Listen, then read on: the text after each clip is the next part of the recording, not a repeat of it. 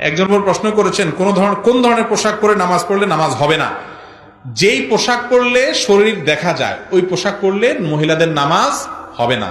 শাড়ি পরে যদি নামাজ পড়েন আর হাতের এই যে আপনার গোসা অথবা পেট পিঠ বুক বা কাঁধ এগুলা দেখা যায়, চুল দেখা যায়, তাহলে কি হবে না? নামাজ হবে না।